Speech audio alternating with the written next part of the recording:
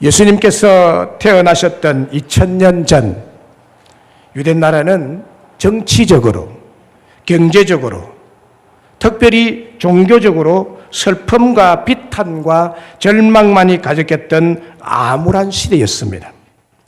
로마의 식민 통치로 자유를 박탈당한 채 압제 밑에 있었기 때문에 희망이라고는 전혀 없이 신음하는 생활을 하고 있었습니다. 그리고 과도한 세금 넉탈로 말미암아 백성들은 가난과 기아와 질병에 허덕이었던 그런 시대였습니다. 뿐만 아니라 그들의 유일한 위로가 되어야 할 종교 지도자들마저도 깊은 절망의 늪에 빠져서 오히려 백성들에게 무거운 짐을 지우고 백성들의 마음을 어둡게 만드는 원흉으로 원성을 사고 있던 때였습니다. 왜냐하면 로마 황제가 곧 주님이라고 황제 숭배를 강요당하고 있었기 때문에 종교 지도자들이 굉장한 어려움을 겪고 있었던 것입니다. 정치, 경제, 국방, 문화 등등 어느 것 하나 성한 곳이 없었습니다. 그래서 유대인들은 하루빨리 로마가 망하고 로마 나라가 멸망을 당하고 해방과 자유와 부유를 누릴 날이 오기를 고대하고 기다리고 있었습니다. 그리고 이 일을 메시아가 오셔서 완성할 것이라는 정치적인 메시아관을 가지고 있었습니다. 그런데 그토록 고대하고 기다리던 메시아가 오셨습니다. 그러니 크고 기쁜 소식이 아닐 수가 없었습니다. 누가복음 2장 1절에 보면 그때 정치적인 상황이나 경제적인 면을 엿볼 수가 있습니다. 그때에 가이사 아구스도가 영을 내려 천하로 다 호적하라 하였으니라고 기록하고 있습니다. 당시 제정 로마의 최초 황제였던 가이사 아구스도가 호적령을 내렸다고 기록하고 있습니다. 흩어져 사는 유대인들이 자기가 태어난 고향으로 가서 호적을 해야 됩니다. 이 호적을 한다는 것은 상당히 혼란스럽고 상당히 버거운 힘든 일이었습니다. 그리고 또 인구를 정확히 파악해서 세금을 정확히 거둬들이고 국가 경제력을 높이겠다는 계산이었는데 이 틈을 타서 당시 세무 공무원이었던 세리들은 세금 명목으로 백성들의 돈을 착복하는 비리가 만연되어 있었던 것입니다. 사회나 국가나 백성들 모두가 희망이 없는 아주 혼란스러운 시대였습니다. 요셉과 마리아도 호적 신고를 하기 위해서 고향 베들레헴으로 갔다가 아기 예수님을 그곳에서 낳게 되었습니다. 오늘 우리가 읽은 성경 본문은 천사가 베들레헴에서 양을 지키던 목자들에게 예수님이 탄생했다는 소식을 전해 주었다는 것입니다. 10절과 11절에 보면 천사가 이르되 무서워하지 말라. 보라, 내가 온 백성에 미칠 큰 기쁨의 좋은 소식을 너희에게 전하노라. 오늘 다윗의 동네에 너희를 위하여 구주가 나셨으니 곧 그리스도 주시니라. 자, 그러면 왜 예수님의 탄생 사건이 우리 모두에게 큰 기쁨의 좋은 소식이 될까요? 왜 큰 기쁨의 좋은 소식이 될까요? 그 이유는 메시아 되신 예수님께서 우리 모두를 만나러 오셨기 때문입니다. 우리를 만나 주십니다. 이렇게 만나는 것이 축복이에요. 은혜예요. 11절 12절에 너희를 위하여 구주가 나셨으니 곧 그리스도 주시니라. 너희를 위하여 구주가 나셨으니라는 말은 우리를 위하여 구주가 만나러 이 땅에 오셨다는 뜻입니다. 하나님께서 우리를 만나시기 위해서 사람이 되셨다는 것이죠. 우리가 믿는 예수님은 이와 같이 역사 속에 오셨고 나사렛과 갈릴리에 두루다니면서 죄인들을 만나셨고 병든 자를 만나셨고 가난한 자들을 만나셨고 문제가 있는 자들을 특별히 만나 주셨습니다. 그리고 그들을 위로하시고 소망을 주시고 치료하여 주셨습니다. 다시 말하면 성탄절에 오신 예수님은 역사 속에 현존하신 메시아로서 구원이 필요한 사람들을 친히 만나 주셨습니다. 10절 하반절에 보면 온 백성에게 미칠 큰 기쁨의 좋은 소식이라고 했습니다. 우리는 온 백성이라는 말씀 속에서 예수님이 모든 사람이 예수님일 뿐만 아니라 모든 사람을 만나기 위해서 오셨다는 것을 알 수가 있습니다. 우리 예수님의 최대 관심사는 마태복음 1장 21절에 기록된 말씀처럼 아들 낳으리니 이름을 예수라 하라. 이는 그가 자기 백성을 저희 죄에서 구원할 자이심이라 라고 기록하고 있습니다. 얼마나 많은 사람을 만나시고 그들을 죄의 두려움에서, 죄의 억압에서 구원할까 하는 것이 우리 예수님의 본 관심사였고, 이 관심을 가지고 이 땅에 오셨다는 것입니다. 마태복음 1장 23절에 보라, 처녀가 잉태하여 아들을 낳을 것이요 그 이름을 임마누엘이라 하리라 하였으니 이를 번역한 자 하나님 우리와 함께 계시다 함이라. 임마누엘 되신 예수님은 우리와 함께 하시면서 인격적으로 우리를 만나 주십니다. 신이신 하나님께서 우리 인간과 함께 계시며 만나신다는 시련은 결코 쉬운 것이 아닙니다. 우리를 만나는 것이 쉬운 일이 아니에요. 왜냐하면 그것은 거룩함과 속된 것의 문제 때문입니다. 다시 말하면 거룩하신 하나님과 범죄 타락하고 속된 인간과 만나서 자리를 함께 한다는 것은 불가능하기 때문입니다. 불가능해요. 그리고 전능하신 하나님과 무능한 인간은 삶을 함께 나눌 수도 없는 것입니다. 그러한 제한성과 불가능의 장벽을 뚫고 하나님께서 우리 인간을 일방적으로 만나주신 사건이 임마누엘 사건이며 성탄 사건입니다. 그래서 예수님의 탄생 사건이 큰 기쁨의 좋은 소식이 되는 것입니다. 오늘 본문 25절 이하에 보면 예루살렘에 의롭고 경건한 시므온이라는 사람이 예수님이 오시면 만나기 위해서 기다리고 있었습니다. 왜냐하면 예수님이 이스라엘 백성의 위로자가 되기 때문입니다. 전해 내려오는 이야기로는 시므온이라는 사람은 유대나라의 유명한 율법학자 힐렐의 아들이었고 가말리엘의 아버지였을 것이라고 추정하고 있습니다. 그리고 그가 주의 그리스도를 보기 전에는 죽지 아니하리라는 성령님의 감동을 받고 애타게 만나기를 기다리고 있었는데 우리 예수님께서 태어난 지 8일 만에 찾아가셔서 그를 만나주시는 장면을 기록하고 있습니다. 그는 최초로 그리스도를 성전에서 만난 사람이 된 것입니다. 성전에 있는 시몬 앞에 찾아오신 아기 예수님을 만나자마자 안고 너무 감격스러워서 이렇게 하나님을 찬송하고 있습니다. 주제여, 이제 말씀하신 대로 종을 평안히 놓아주시는도다.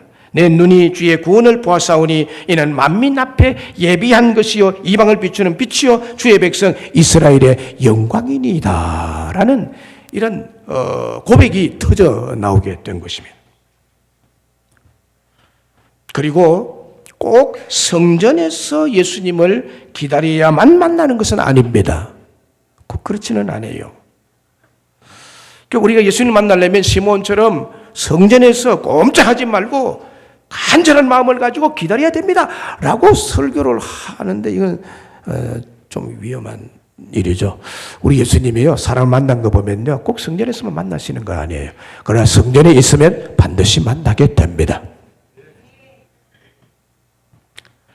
우리 주님은 또 어떤 사람을 만나시는가 하면 삶의 실패로 인해 허탈감, 좌절감, 그리고 절망감에 빠져있는 사람들의 삶의 현장으로 찾아가셔서 거기에서 승리와 행복을 주시기 위해서 만나주십니다. 주님을 만나면 인간은 행복해집니다. 누가복음 5장 1절 11절에 보십시오. 예수님께서 베드로를 만나시기 위해서 새벽녘에 갈릴리 바닷가를 찾아가셨습니다. 그 베드로가 찾아간 거 아니에요. 예수님이 베드로 만나기 위해 절망과 좌절 속에 빠져있는 베드로를 예수님 만나러 가십니다. 베드로는요, 긴긴 밤 어두운 바다에서 밤이 새도록 고깃배에 노를 저으면서 그물을 당겼다가 던졌다가 당겼다가 던졌다가 당겼다가 던졌다가 수백 번을 거듭했는데 그날 밤만큼은 한 마리도 못 잡았다고 합니다. 밤 시간이 다가고 동틀 때쯤 그물을 거두어서 바닷가에 나와서 그물을 씻고 정리를 하고 있었습니다. 밤이 새도록 땀을 흘리고 수고를 했지만 한 마리의 고기를 잡지 못한 베드로의 심정을 여러분 생각해 보세요. 분명 그는 허탈감에 빠져 있을 것입니다. 왜 이러지? 오늘 밤은 왜 이러지? 좌절감. 내가 고기 잡는 데 전문가인데 고기가 날 피해 다니네. 절망감. 이것이 찾아왔을 것입니다. 분명히. 이런 상황에 빠진 베드로뿐만이 아니고 누군들 허탈감과 좌절감과 절망감에 빠지지 않겠습니까? 저라도 그렇겠어요. 사람들이 가장 심각하게 피곤을 느낄 때는 언제냐? 자신이 뜻하는 일과 자신의 전공 과목이나 전문직의 일이 뜻대로 되지 않을 때입니다. 전문가인데 이게 뜻대로 안 될 때 굉장히 힘이 빠지고 맥이 빠지고 절망감에 찾아오고 좌절하게 되는 것이죠. 그런데 그때 예수님께서 베드로를 만나시러 바닷가로 찾아가신 것입니다. 성전이 아니에요. 바닷가예요. 삶의 현장이에요. 그리고 실망한 베드로가 실패와 패배와 좌절의 그물을 싣고 있을 때 먼저 위로의 말씀을 전합니다. 소망의 말, 믿음의 말씀을 주고 난 다음에 베드로에 알아들었지? 이제 알겠냐? 자, 내가 말할 테니까 깊은 데로 가서 그물을 내려 라고 말합니다. 이때 베드로가 대답합니다. 선생님, 우리들이 밤이 새도록 수고를 하였을 때 잡은 것이 하나도 없지만은 말씀에 의지하여 내가 그물을 내리리이다. 그랬더니요, 이 말을 하고 베드로가 실패했던 바다로 다시 노를 저어가죠. 그리고 예수님께서 깊은 곳에 그물을 내리라고 한 바다 그곳에 바로 가서 그물을 내렸더니 잡은 것이 셈이 많아서 그물이 찢어질 정도가 됐다고 합니다. 베드로의 측면에서 보면 베드로가 예수님을 만난 거예요. 예수님의 측면에서 보면 예수님이 베드로를 만나러 가셨고 베드로는 가만히 있는데 예수님이 오셔서 베드로가 예수님을 만나게 된 것이죠. 베드로가 예수님을 만남으로 실패가 성공이 되고 패배가 승리가 되고 절망이 기쁨과 행복으로 가득 차게 된 줄로 믿습니다. 보세요. 갈릴리 바다에서 여러분 평생을 고기 잡으며 살다시피 한 베드로가 밤새도록 고기 한 마리 못 잡았다? 저는 이 대목에서 이해가 잘 안 돼요. 한 마리도 안 잡았으면 그물에 한 마리 안 걸린 거예요. 아무리 그래도 눈먼 고기라도 잡혀 들어올 건데, 그죠? 한 마리도 못 잡았대. 이게 이해가 잘, 이거는 비상식적인 얘기예요. 그리고 예수님을 만났다고 해서 세상 사람들의 표현대로 팔자를 고친다. 베드로 팔자 고친 거예요. 이것도 상식적인 이야기가 아닙니다, 여러분. 그러나 잘 들어보세요. 그러나 사람들이 소유하고 있는 상식적인 생각으로 하는 것들은 세상에서 가치가 있고 의미가 있을지 모르지만은 예수님의 영적 섭리와 전능하신 능력 사역의 현장에는 아무런 의미도 가치도 없는 것입니다. 그렇습니다. 여러분, 성경 속에는 상식에 맞지 않는 이야기들, 사람들의 생각과 맞지 않는 이야기들이 너무 많습니다. 하나님의 세계, 예수님의 생각은 상식을 초월한 세계이기 때문에 인간의 상식적인 생각으로 이해하고 해석하려다가는 크나큰 가오를 범하게 되는 것입니다. 예수님께서 찾아가셔서 만나주신 사람들은 모두가 다 상식적이 아니라 하나님의 능력으로 한 사람도 예외 없이 신분이 달라지고 환경이 달라지고 경제 사정이 달라지고 삶을 고침을 받는 이야기는 성경에 많고 우리 주변에도 많습니다.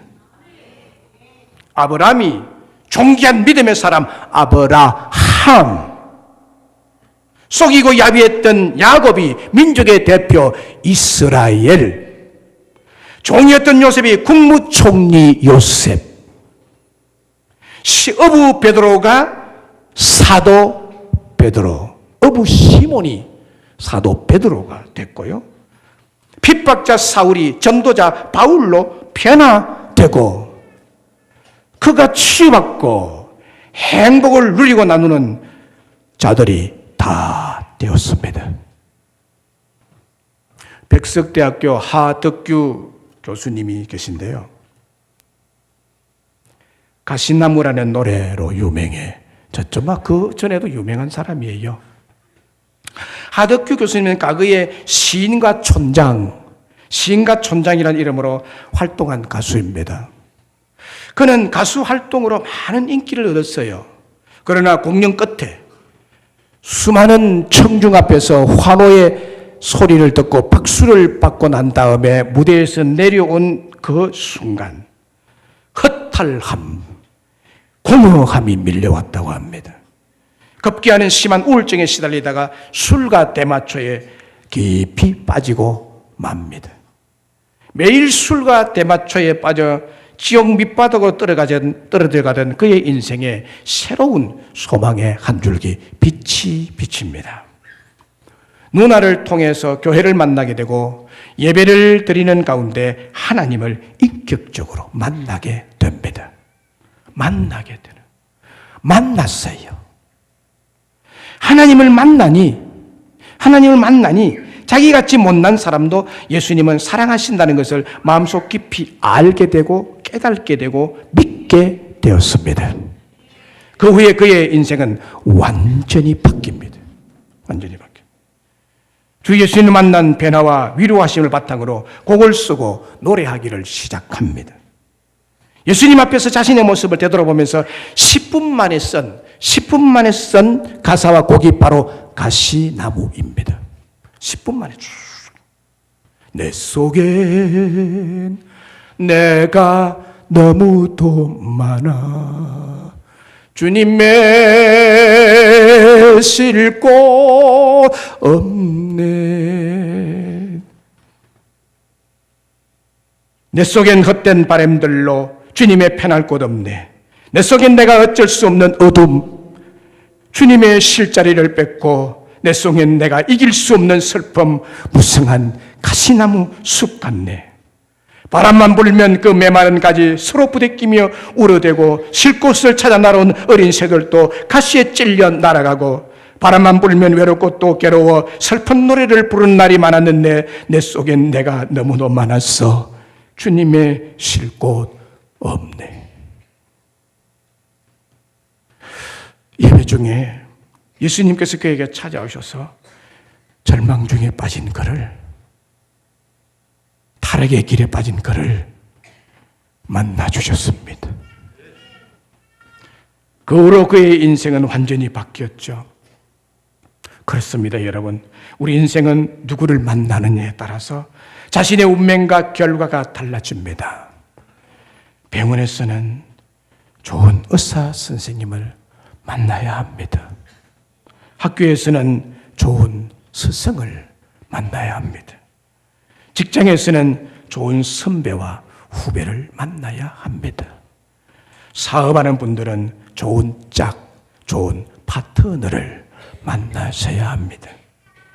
성도에게는 좋은 교회와 좋은 목사님을 만나셔야 합니다. 여러분, 한 사람 한 사람이 누구를 만났느냐에 따라서 그의 인생 방향과 목적지가 영원히 결정이 됩니다. 인생의 행복과 불행이 달려 있는 것입니다. 사람 잘 만나면 성공적인 인생이 됩니다. 사람 잘못 만나면 그 인생이 송두리째 자초되고 맙니다. 그런데 지금까지 혹 여러분 중에 사람을 잘못 만나거나 그렇다고 생각해서 불만이 계셨다면 오늘 이 시간부로 떨쳐버리시기를 바랍니다. 왜냐하면 이 모든 잘못된 만남을 회복시키시고 변화시키시고 좋은 만남, 최상의 만남으로 회복시켜 주실 분이 오셨기 때문입니다. 그분이 바로 우리 주 예수 그리스도이십니다. 이분을 만나시기를 주의 이름으로 축원합니다. 베들레헴 다윗의 동네에 찾아오셨듯이 이 예배의 시간에 우리를 만나기 위해서 찾아오신 예수님을 마음속에 모셔드리기를 주의 이름으로 축원합니다. 만나시기를 축원합니다. 왜냐하면 우리 예수님은 우리들에게 성령으로 말미암아 다시 도전의 힘을 주실 줄로 믿습니다. 그물이 찢어질 정도로 놀라운 부요함을 축복으로 주신 것처럼 이전에는 상상도 못하고 경험도 못했던 넘치는 부요와 풍요로움을 주실 줄로 믿습니다. 신경정신 가에 입원해 있는 환자들에게는 공통점이 몇 가지 있다고 합니다. 첫째는 자기를 표현하지 않으려는 것입니다. 마음을 안 연다는 거예요. 마음이 닫혀 있어요. 둘째는 타인을 경계합니다. 이렇게 경계를. 셋째는 불안과 초조가 그 마음에 충만합니다. 정신병동에 있는 사람들의 특징이에요. 네 번째는 깊은 절망감에 빠져 있다는 것입니다. 여러분, 성탄절에 오신 우리 예수님은 이런 사람들을 위해서 오셔서 만나 주십니다. 우리 예수님을 만나면 그런 마음의 질병이 모두 치유받고 변하여 확신과 환희와 새사람, 행복한 사람으로 바뀌게 될 줄로 믿습니다. 다시 말씀드리면 우리를 만나러 오신 예수님께서는 죄인을 의인으로, 절망을 희망으로, 실패를 성공으로, 무의미를 의미로, 가난을 풍요로 바꾸어 주십니다. 암 환자들이 입원해 있는 외과 병동과 무릎에 인공관절 수술을 했다거나 척추를 수술한 환자들이 입원해 있는 재활병동에는 큰 차이점이 있습니다. 즉, 암 환자들이 입원해 있는 병동에는 희망이나 평안이나 행복한 활기가 없습니다. 그러나 같은 환자라도 재활병동에는 희망이 있고 재활 의지가 있습니다. 거기와 같이 지금 이 시간 세상 사람들에게는 절망과 실패와 가난과 무의미가 흐르고 있지만 성탄을 맞은 우리에게는 예수님을 만난 환희와 행복과 안식과 희망이 넘치고 있습니다. 왜 예수님의 탄생 사건이 또 큰 기쁨의 좋은 소식일까요? 예수님은 우리를 위로하시기 위해서 오셨기 때문입니다. 예수님은 우리를 위로해 주셔요. 위로자 예수님이십니다. 25절에 보면 예루살렘에 시므온이라는 사람이 있으니 이 사람은 의롭고 경건하여 이스라엘의 위로를 기다리는 자라. 이스라엘의 위로를 기다리는 자라. 성령이 그 위에 계시더라. 그리고 29절에 보면 주제여 이제 말씀하신 대로 종을 평안히 놓아주시는 도다. 위로해 주시는 도다. 이 말이에요.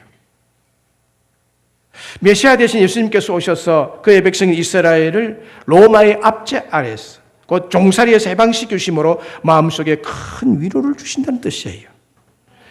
종은 종의 권리를 벗을 때 평안과 행복과 위로를 받게 됩니다. 종이 진정한 마음의 위로를 받는 경우가 세 가지 경우가 있는데, 첫째는 율법이 정한 종의 기한이 다 지나갔을 때입니다. 다시 말하면 종살이한 지 7년이 되었다든지 이스라엘의 해방의 해로 지정한 희년이 되었을 때 위로를 받게 됩니다. 둘째는 종이 주인에게 특혜를 베풀어 줄 때 위로를 받게 됩니다. 셋째는 누군가가 종의 몸값을 대신 지불해 주므로 종에서 풀려날 때 해방과 아울러 마음의 큰 위로를 받게 됩니다. 예수님께서 이 세상에 오신 것은 우리를 노예에서, 종에서 해방시킴으로 위로해 주시기 위해서 오신 줄로 믿습니다. 죄로부터, 율법으로부터, 원수 마귀로부터, 질병으로부터, 고통과 절망으로부터, 좌절과 한숨으로부터, 슬픔과 탄식으로부터 노임을 주시고 위로를 주실 줄로 믿습니다.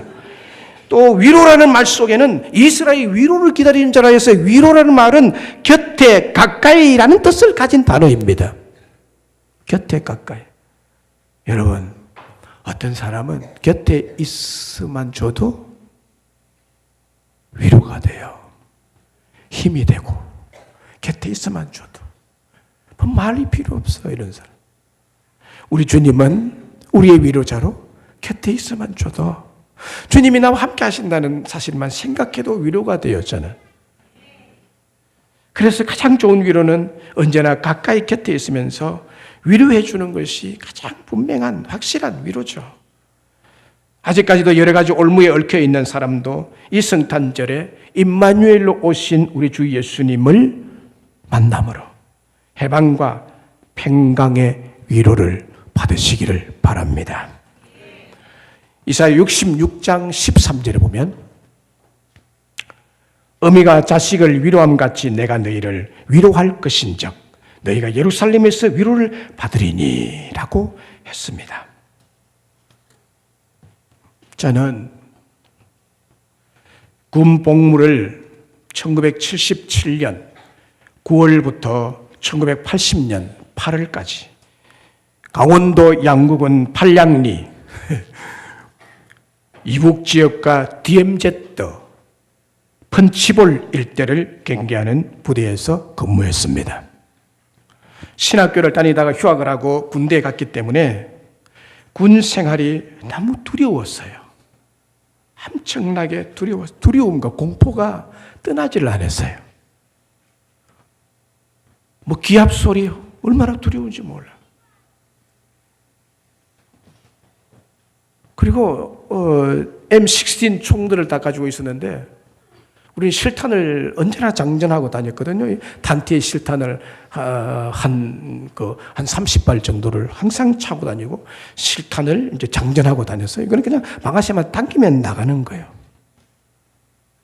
우리 내무말에서 하루는 하사관이 소대장한테 불만을 품고 내무반 안에 우리가 한 20, 30명 정도가 이렇게 팍팍하게 자고 있고 근무 나간 사람은 나가고 이러는데 교대로 계속 근무를 하는데요. 이 M16을 쏘아대서 다행히 한 사람은 다친 사람이 없었는데 땅바닥을 향해서 쏜 거예요, 그냥. 그냥 자는 사람들을 침상을 향해 쏘았으면 다 죽었죠. 저는 그때 다행히 없었습니다. 얼마나 두려운지요. 겁이 나고. 또 한 번은요, 전부 중대가 모여 있는데 집합 시간인데, 밥 먹고 집합 시간인데, 저보다 쫄병이 배가 너무 고파가지고 참 배고팠어요. 얼마나 70년대 배가 얼마나 고팠는지 몰라. 그 PX에 가서 잠깐 짬나는 시간에 가서 빵과 우유를 많이 사 먹고 왔어. 배가 너무 고프니까. 그럼 배가 빵빵해 가지고 뛰어왔는데 시간이 늦어버렸어요. 다 모여 있는데 지금 이런저런만 한 명이 없어.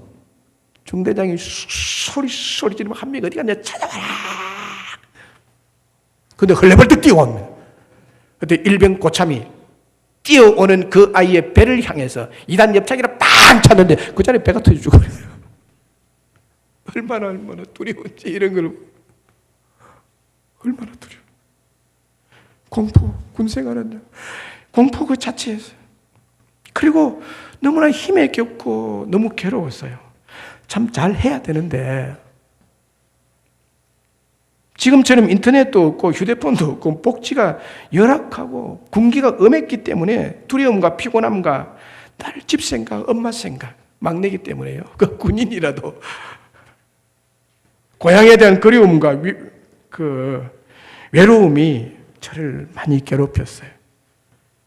편지만 간혹 받을 수 있었는데 그것도 전국 각지에서 국군 장병 아저씨에게 보낸 위로문 편지가 전부였습니다. 국군 장병 아저씨 이래가지고 글자 획수도 잘 안 맞는 이 유치부 애들 쓴 거 연필로 가지고 이렇게 쓴 거예요. 몇 자. 그거를 받아봐도요 위로가 됐어요. 요즘 우리 젊은이들 군대 생활하는 거를 들으면 이건 군대 생활도 아니에요. 이건 아니에요. 용기를 가지시기를 바랍니다. 군에 갈 아이들 군대 생활도 아니야. 전화 다 할 수 있고 뭐 소식 다 전할 수 있다. 군 생활을 곰곰이 생각해 보면 가장 많이 생각나는 것이 역시 집 생각이에요. 막내로서 엄마 생각이 많이 났고 엄마가 많이 보고 싶었어요. 그리고 군 3년 동안 집안의 소식이나 가족들의 소식은 깜깜무소식. 전할 수가 없어. 그리고 강원도 DMZ 안에 들어가서 근무했으니까 더 뭐 그냥 깜깜무소식 3년 동안 그냥 또 훈련이 얼마나 힘들었는지 몰라요. 겨울철에 RTT, ATT, 중대훈련, 대대훈련, 연대훈련 하면요. 그 양구 일대를 전부 휩습니다. 뭐 산야로, 들판으로 이래가지고 땅이 꽁꽁거려가지고 텐트를 쳐서 그 안에 자야 되는데요. 얼마나 추운지 몰라. 눈밭에 위에서 그냥 벨벨 떨면서 잤어요. 그리고 꼭 야밤에 고참들이 집합을 시킵니다. 눈 위에 줄바따를 쳐요. 견뎌내기가 너무 힘들고 그랬습니다. 또 강원도는요, 한번 눈이 오기 시작하면 밤낮으로 며칠씩 쉬지 않고 쏟아집니다. 눈 치우는 제설 작업 또한 너무너무 힘들었어요. 그리고 밤낮 빨리 제대해서 신학을 마치고 목사가 되는 것이었습니다. 그리고 두 번째로 그리운 곳이 그래서 신학교였죠. 예수님의 사랑이 있고 친절하고 착한 선후배 신학생들을 만나보고 싶었습니다. 주의 종이 되겠다고 신학교에 찾아온 신학생들은 대부분 참 순수해요. 착했고 신학 양심이 있었고 군대의 규율과 정반대의 사람들이 있기에 더욱 만나고 싶었습니다. 70년, 80년대의 군대는 사회와 완전히 격리되어 있었기 때문에 아무도 나의 위로자가 없었습니다. 부모도 형제도 친구들도 늘 곁에 있는 전우들도 나의 두려움과 외로움을 달래줄 위로자는 되지 못했습니다. 그때 주일이면 교회에 나가서 예배를 드릴 때 나의 진정한 위로자는, 내 곁에 줄 위로자는 예수님 한 분밖에 안 계시더라고요. 예배를 드리면 눈물밖에 안 나요. 가슴 깊이 눈물을 삼키면서 깨닫게 된 것이 주님이 나의 위로자다. 그래서 혼자 혹 근무를 쓸 때 제가 자주 불렀던 나의 위로 찬송이 있었어요. 군대에 있을 때. 그게 저 멀리 배는 나의 시온성이었어요. 띄워볼래요? 1절은 없어요? 말씀은 저 멀리 배는 나의 시온성, 오 거룩한 곳 아버지 집, 내 사모하는 집에 가고자 한밤을 세웠네. 저 망망한 바다 위에 이 몸이 상할지라도 오늘은 이곳, 내일은 저곳 주복음 전하리. 그리고 2절을 부르면 끊임없이 마음의 위로가 밀려오면서 저의 눈에서 눈물이 뚝뚝 떨어집니다. 아득한 나의 갈 길 다 가고 저 동산에서 편히 쉴 때 내 고생하는 모든 일들을 주께서 아시리. 사막이나 빈들에서 이 몸이 상할지라도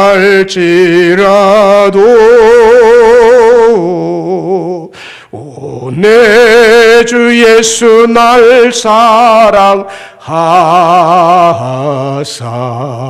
날 지켜 주시리. 주님이 나를 지켜주신다는 이 가사가요, 얼마나 위로가 되었는지. 우리 2절 다 같이 한번 불러볼까요? 2절 다 같이 반주를.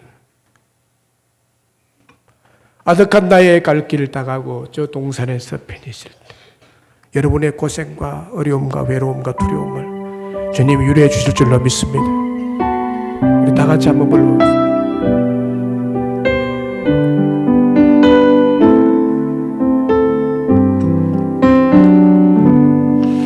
아득한 나의 갈 길 따가고 저 동산에서 편히 쉴 때 내 고생하는 모든 일들을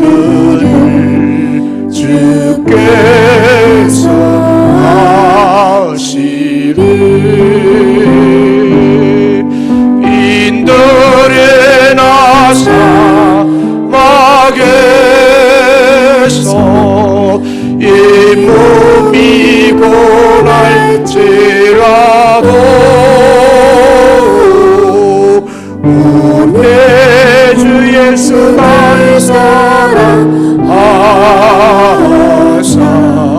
날 지켜주시니.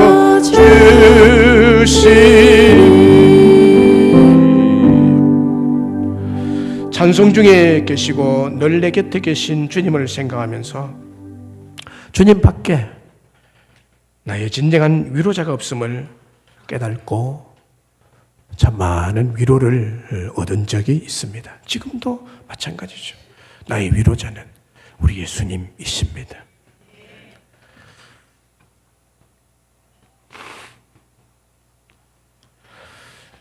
뇌성마비로 전신을 제대로 가누지 못하는 송맹이 시인이 있습니다. 우리들의 눈에 비친 그녀의 모습은 비참하리만큼 불행한 모습을 하고 있는 분입니다. 그녀의 지체 중에 어느 것 하나도 제대로 움직이는 것이 없습니다. 사지가 뒤틀려 있기 때문이죠. 손도, 머리도, 발도, 눈도, 입도, 혀도 다 각각 따로따로 움직이는 완벽한 장애인입니다. 그는 이와 같은 불행의 삶을 청산하기 위해 자살을 계획했지만 자기 혼자의 힘으로는 자살도 할 수 없는 그런 장애인이었습니다. 그런 송맹이 씨를 찾아오셔서 만나주시고 위로해 주신 분은 예수님이십니다. 그리고 그는 구원을 얻습니다. 거듭납니다. 그 후로 그는 할 일이 없습니다. 성경만 읽는데 성경을 수천 번씩 읽고, 그러니 그의 영혼 속에, 내 속에, 생각 속에는 시상이 가득하게 차게 되는 거예요. 한글도 알지 못한 사람이 성경을 읽으면서 한글을 깨우치고, 영어 ABC도 모르는 사람이 영어 성경을 읽으면서 영어를 다 통달하고, 감사와 감격과 행복감에 그는 글을 쓰기 시작합니다. 뒤틀린 손으로 연필을 잡고 발로 종이를 누르고 옆으로 누워서 수백 편의 시를 썼습니다. 주님이 오셔서 그에게 주신 위로를 그는 이렇게 고백하고 있습니다.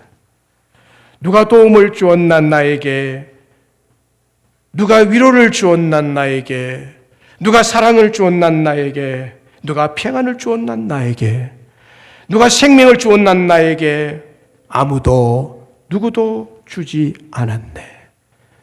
말구유에 탄생하신 예수, 저 나무 위에 계신 예수 그리스도, 나에게 모든 것 주시고 영원한 삶을 더하여 주셨네.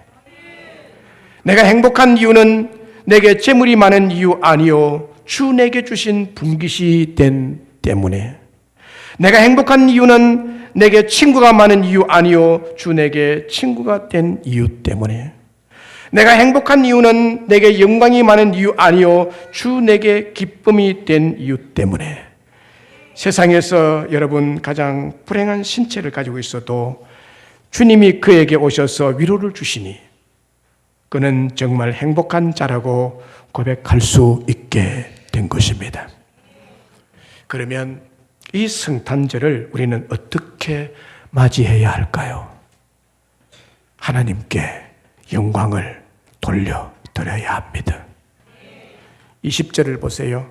목자들이 자기들에게 이르던 바와 같이 듣고 본 그 모든 것으로 인하여 하나님께 영광을 돌리고 찬송하며 돌아가니라 했습니다.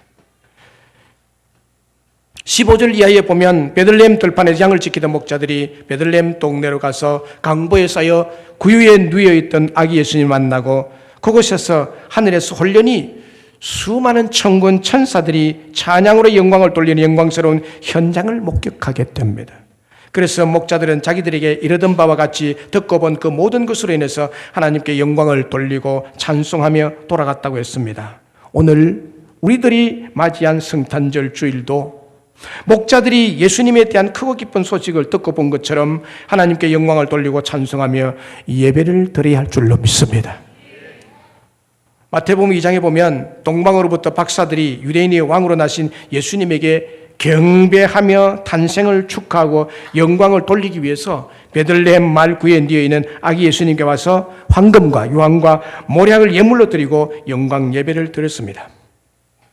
영국 사람들에게는 자신들의 나라에 셰익스피어가 있음을 영광으로 생각합니다. 프랑스 사람들은 나폴레옹을 두고 자기들의 영광으로 생각합니다. 올여름에 개선문을 가보았는데요. 프랑스 사람들이 자부심을 가지고 영광스럽게 생각하는 개선문 거기에 가는 그 도로를 얼마나 멋지게 단장을 해놨는지요. 나무도 얼마나 손질을 잘했는지요. 쫙 뻗어 있는 그 길을 걸어갔습니다. 프랑스 사람들이 나폴레옹을 자기 나라 사람이라고 생각한 거죠. 영광스럽게 생각하는. 2002년 한국 월드컵 대회에서 우리나라 팀이 4강 신화를 이름으로 한국 국민들에겐 영광의 대회가 된 것입니다. 우리에게 영광이죠. 국군의 날이면 여의도 광장에 대통령이 육해 공군의 열병 사열을 하고 납니다. 대통령이 지프차를 타고 사열을 할 때의 그 장엄함, 그 멋진 구령들, 군인들의 격려하는 행동은 장난이 아닐 수 없습니다. 그런데 대통령도 대통령이지만 대통령을 태우고 사열을 함께 받는 운전병이 있습니다. 그 운전병이 그때 느낀 감동을 책에 기록된 것을 여러분들이 소개를 해드리겠습니다. 이렇게 말합니다. 사나이로 태어나서 가장 보람있고 가장 영광스럽던 순간이 언제였느냐고 내게 묻는다면 나는 그때였노라고 말하겠습니다.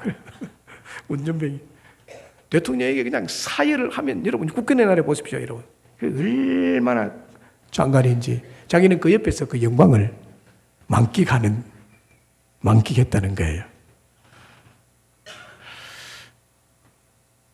여러분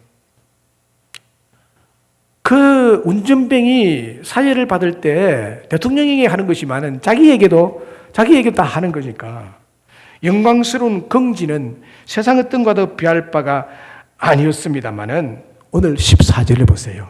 지극히 높은 곳에서 하나님께 영광이요 땅에서는 하나님 기뻐하신 사람들 중에 평화로다. 운전병이 군사들의 열병을 보고 영광을 느낀 것보다 더 큰 우리의 영광은 하나님께 영광이시여 우리에게 무한한 기쁨을 주시는 평화의 왕이신 예수님이 우리에게 오신 것입니다. 그 영광스럽죠.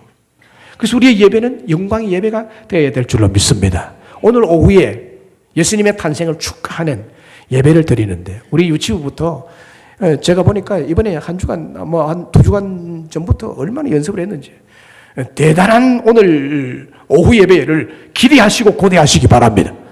여러분들의 큰 위로가 될 것일 걸로 분명히 믿습니다. 오셔서 정말 이 하나님께 영광을 돌리는 오전 예배도 영광이지만 오후 예배도 오셔서 영광을 돌리는 예배가 되기를 간절히 바랍니다. 말씀을 맺습니다. 사랑하는 여러분, 예수님께 태어나셨던 2000년 전 유대 나라는 정치적으로 경제적으로 특별히 종교적으로 슬픔과 비탄과 절망만이 가득했던 암울한 시대였습니다. 그 시대에 고대하고 기다리던 메시아가 오신 것입니다.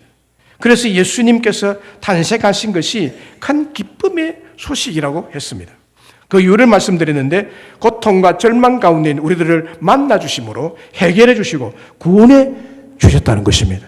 그러기 위해서 우리를 만나기 위해서 오셨습니다. 여러분 마음 여십시오. 주님을 만나시기를 주의 이름으로 축복합니다. 예수님 만남으로 절망의 인생이 행복한 인생으로 바뀌게 되었다고 말씀드렸습니다. 그리고 예수님은 우리를 위로하시기 위해서 오셨다고 했습니다. 이스라엘의 위로를 위해서 오셔서 외롭고 힘겹고 두렵고 원통한 우리들을 위로해 주심으로 삶의 힘과 용기를 주시는 분이라고 말씀드렸습니다. 가장 위대한 만남, 가장 위대한 위로를 주신 우리 하나님이신 예수님께 우리는 지극정성으로 영광을 돌려드리고자 합니다.